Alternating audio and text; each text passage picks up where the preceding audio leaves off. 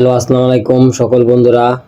সকলে কেমন আছেন? আজকে আপনাদেরকে দেখিয়ে দিব যে আমরা অনেকে নগদ ব্যবহার করি, অনেক সময় দেখা যাচ্ছে অ্যাকাউন্ট লক হয়ে যায়, পিন ভুলে যাই, আমরা অনেকেই রিসেট করতে পারি না পিনটা।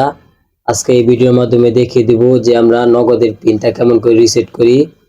আমরা ভিডিওটা সম্পূর্ণ দেখি যাতে মিস না হয়, তাহলে বুঝতে পারবেন না কেমন করে রিসেট করবেন।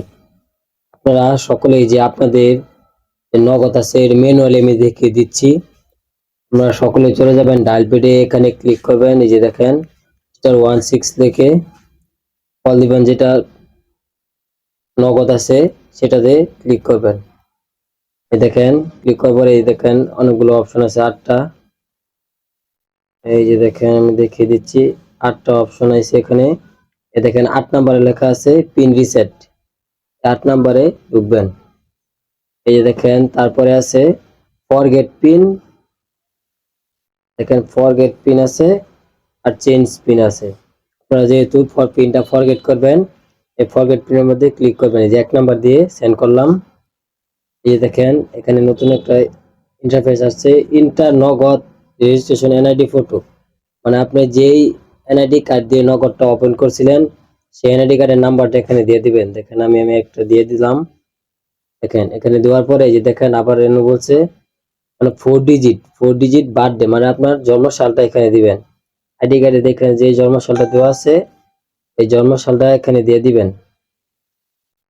ধরেন আমি আমার জন্ম সালটা দিয়ে দিলাম, সেন্ড করলাম।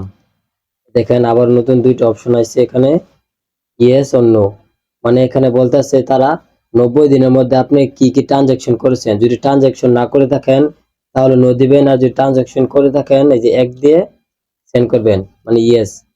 এই দেখেন ট্রানজাকশন যদি করে থাকেন, কি কি ট্রানজাকশন করেছেন এগুলো ট্রানজাকশন আপনি করতে পারবেন কি এর মধ্যে কোনটা আপনার লাস্ট, মানে লাস্ট 10টার মধ্যে যে কোনো একটা দিব। লাস্ট 90 দিনের মধ্যে আপনি কি ট্রানজাকশন করছেন।